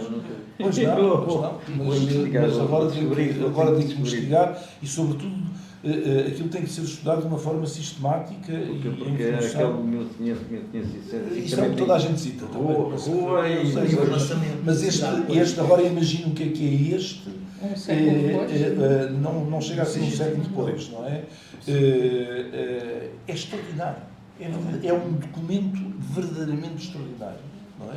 É filipino. Eu nunca falei, devo dizer que nunca falei muito dele, porque julgava que eu ia conseguir estudar, mas não dá, não é? A vida dá muitas voltas e, portanto, é tudo seu. Pode ser que é tudo seu. tenha oportunidade. E o que é difícil, Trabalho de casa aqui com o que é difícil é articular estas e provavelmente outras, e haverá com certeza outras esferas para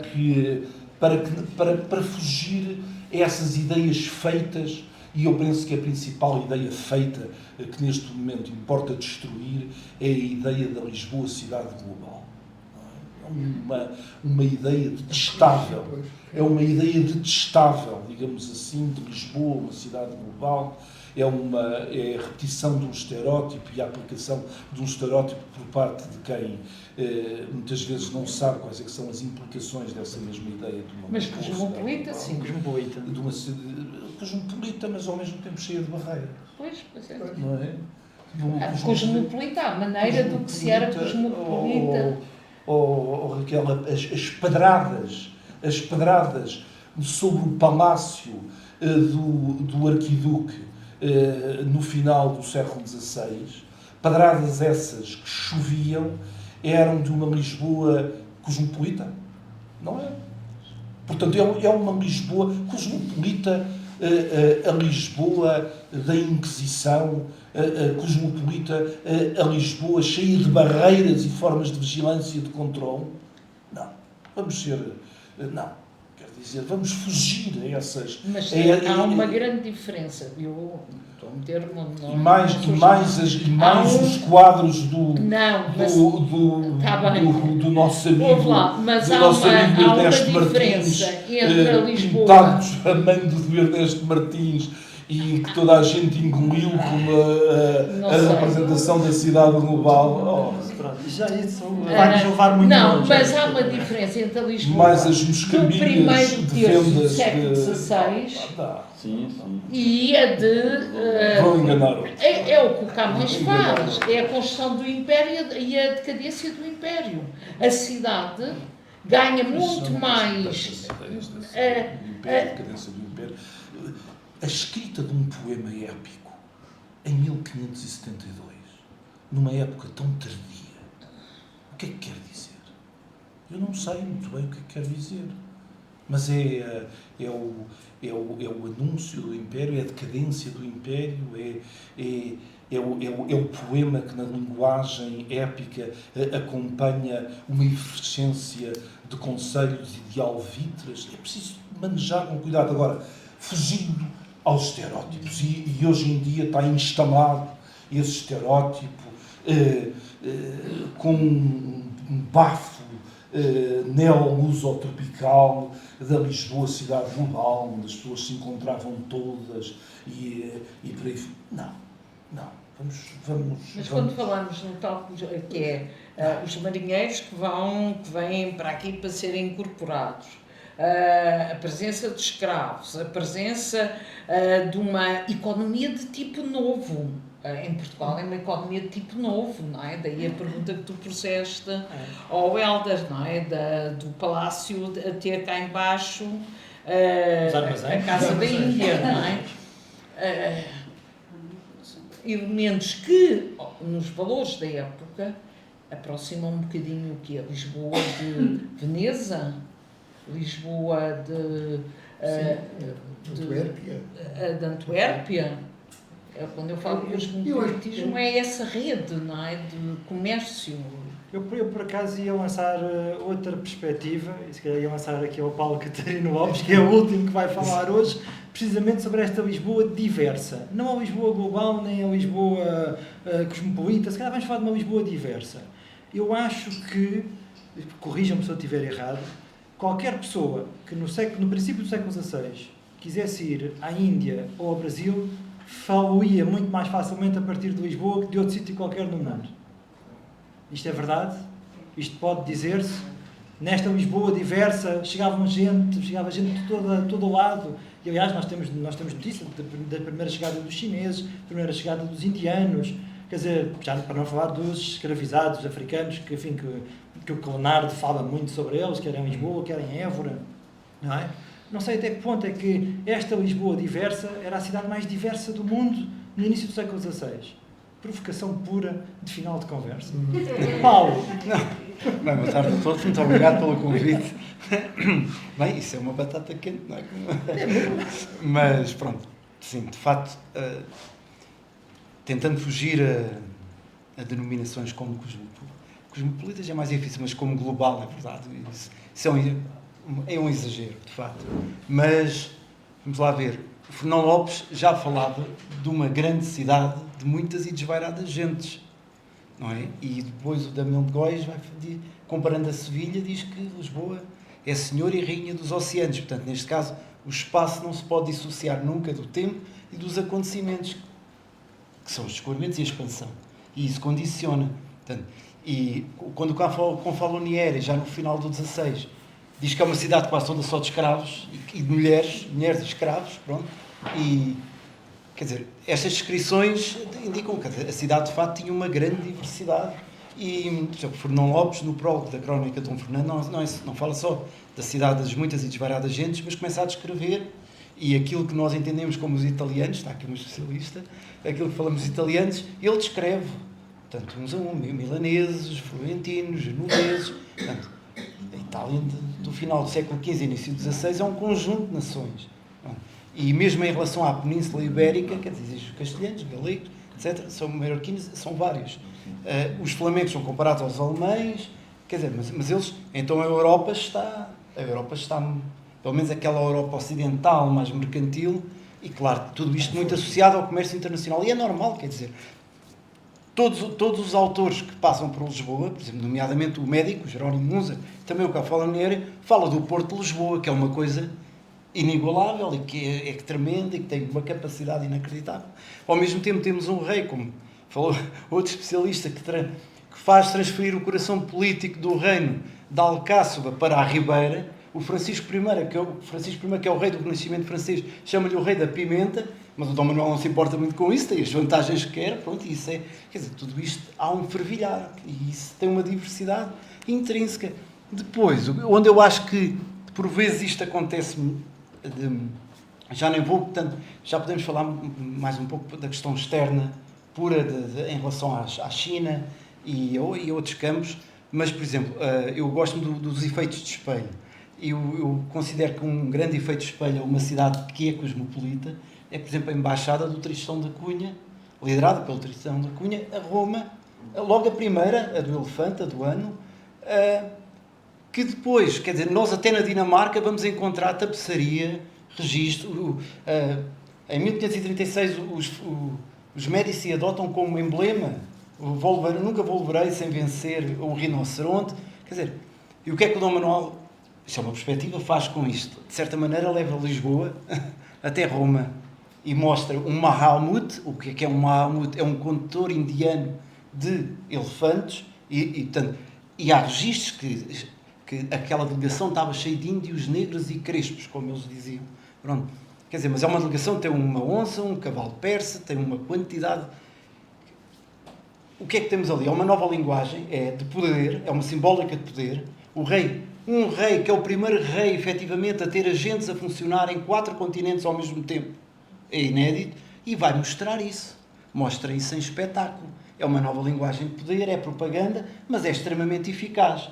E a prova que nós temos é que o embaixador do imperador que está em Roma, Alberto Di Capio, escreve ao imperador a dizer: todo o povo universal de Roma, e não é por acaso que a embaixada vai para Roma, porque de facto está lá todo o povo universal de Roma, assiste a uma embaixada única, completamente diferente, e estamos a falar de uma sequência de embaixadas de obediência ao Papa Leão X. Agora temos o Leão XIV, portanto tínhamos o Leão X, onde vão N embaixadas, são várias, Polónia, Hungria, à época, mas de longe a mais impactante, e isso nota-se nos objetivos políticos que depois o Dom Manuel quer receber do Papa, e que de facto recebe, porque quase todos os seus desejos são concedidos, mas aquela embaixada tem um impacto, e o que ele mostra, por tudo aquilo teve em Lisboa primeiro.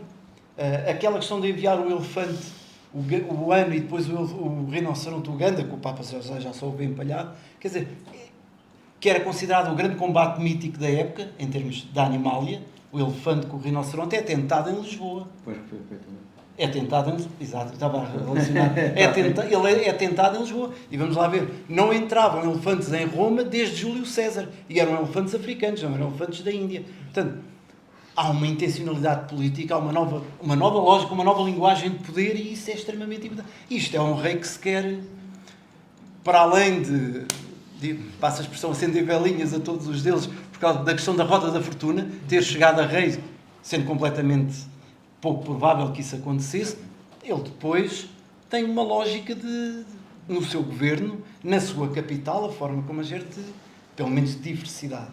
ok? E pronto, seguindo aqui a Eu questão, gostava só de fazer do Luís Filipe Tomás. Um pequeno nota nessa embaixada do Tristão da Cunha. Sim, que eu acho que é um espelho Exato. que... Há alguma situação em que o Papa e uma comitiva, e muitos portugueses nesses barcos, e para homenagear todos esses portugueses, concedeu entrada livre em todos os espetáculos. Sim.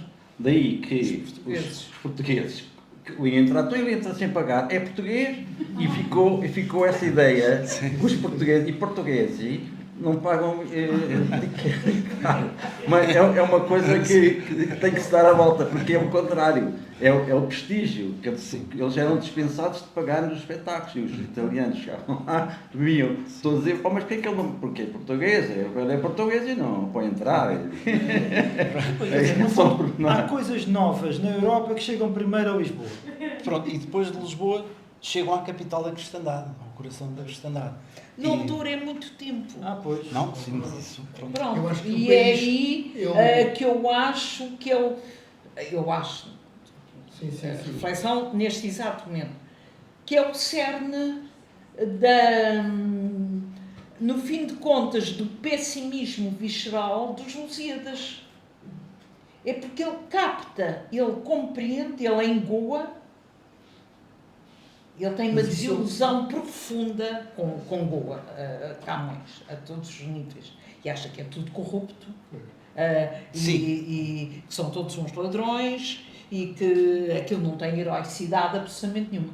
E ele, quando vai escrevendo o poema, não é? Porque ele, enfim, começará cedo, mas de facto os grandes anos será ali 1550, 40, 1550, o Império já estava a estrebuchar. Mas nesta altura, da Embaixada, 1513, 1514... Não? Não é isso. É um Eu não período estou a dizer... muito curto. Sim, mas também é um período de reformulação e de construção do que será o Estado moderno.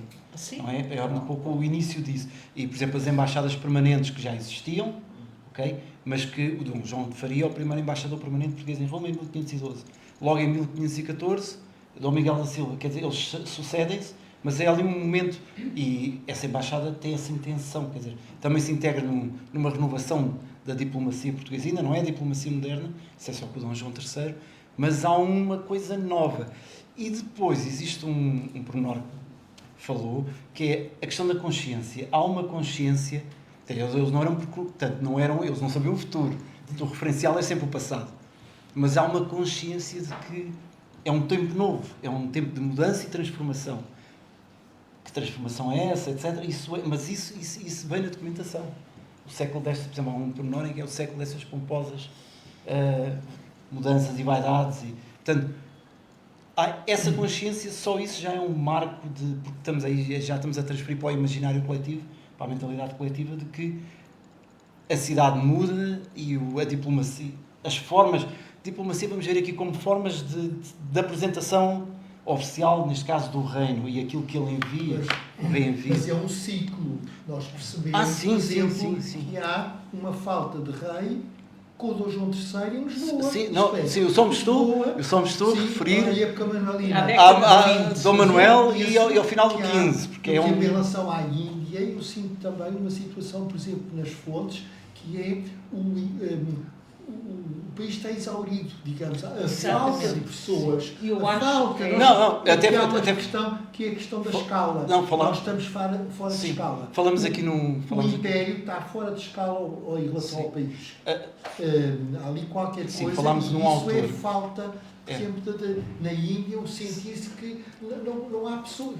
Quer dizer, quer dizer, não se pode ir a todas. Sim. Isto é, a Malaca, não sei quantos, tem que se ir para lá. E depois, todos os vice-reis, todos os governadores, quando chegam à Índia, estão convencidos de uma coisa, chegam lá e é completamente diferente. Mas isso pode-se ver logo em Lisboa. Claro. Por exemplo, com Falonieri, lá está, diz que é uma cidade de escravos e mulheres, essencialmente. E pergunta pelos homens. Chega ao ponto de...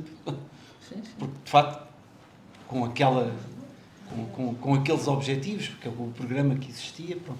Mas aqui, neste caso, o que eu estava-me a referir era mais Dom Manuel como culminar, digamos, como o ponto alto de uma coisa que não é o Dom Manuel que criam, algo que já vem de trás e que vem do final do século XIV, neste caso, e que depois tem momentos, vai tendo os seus momentos e que Dom Manuel reforça Pois, e pronto. E, portanto, aquela fronteira, Sim, a fronteira Sim, será... não é um mero continuador do Dom João Manuel. II, em pouco mais ou menos. Tenho muitas dúvidas sobre o Dom Manuel. É mais um António Carneiro, Sim. não é? Não sei, mas Não, atenção, há um ciclo de pessoas, quer Sim, dizer, sim, exato. há um ciclo de pessoas.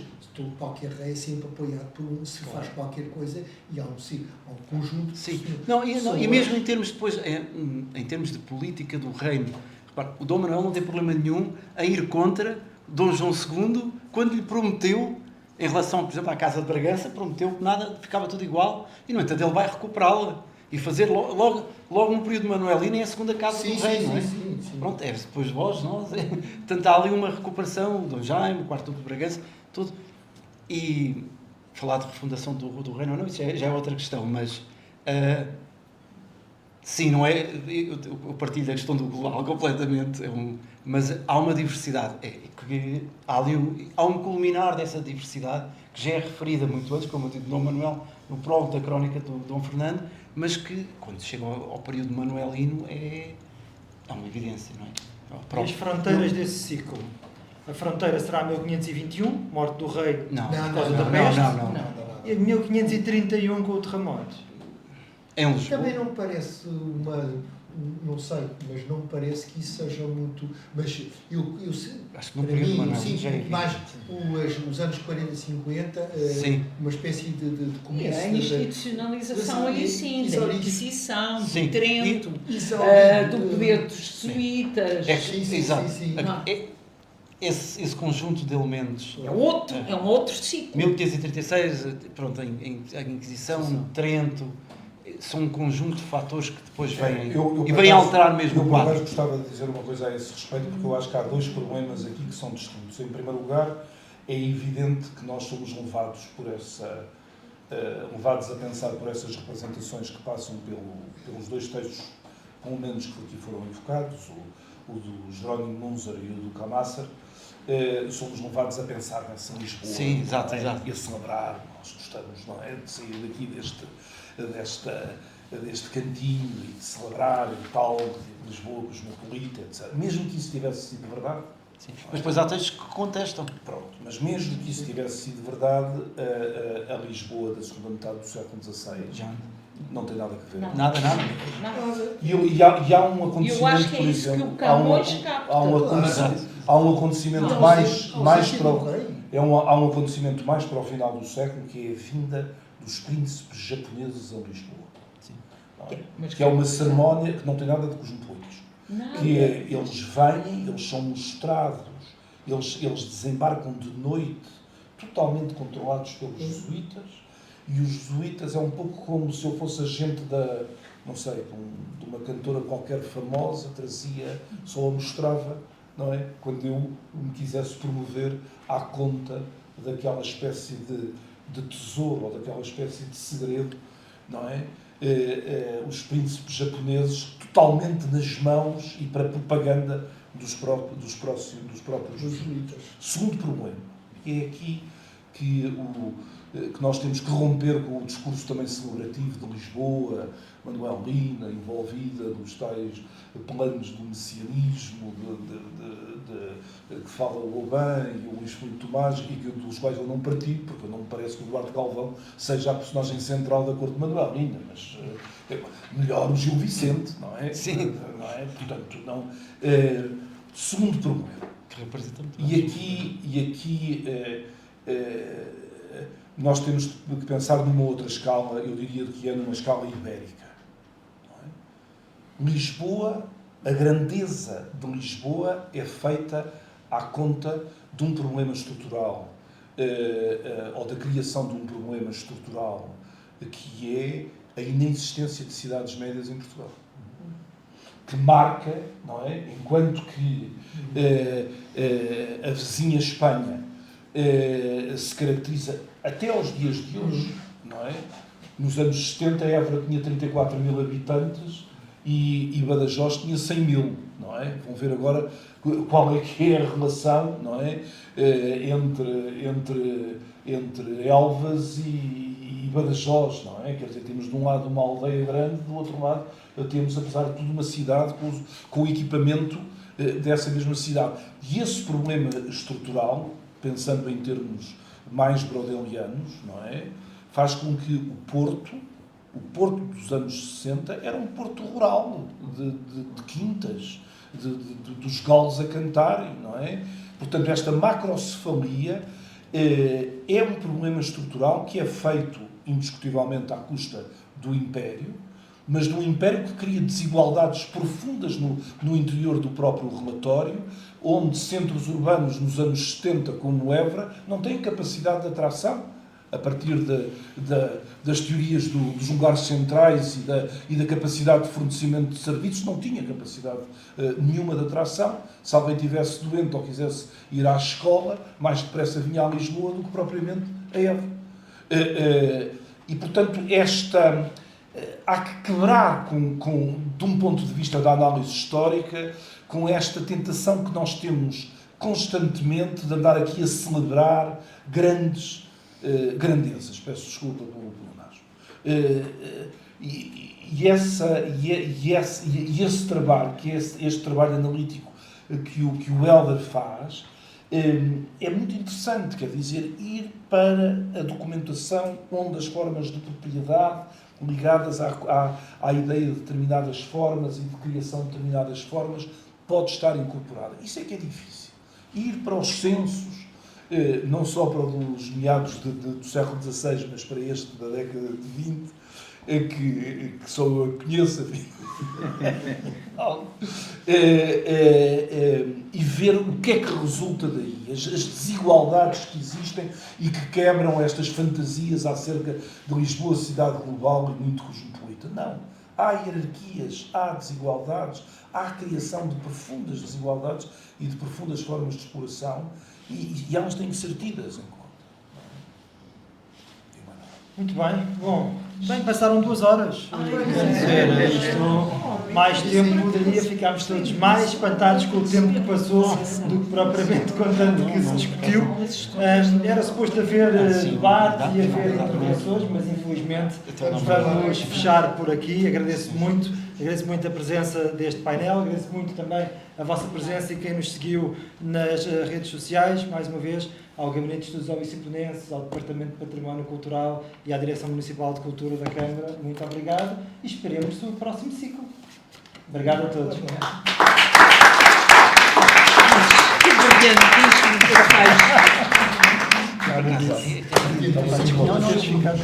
queria falar mais 2 coisas.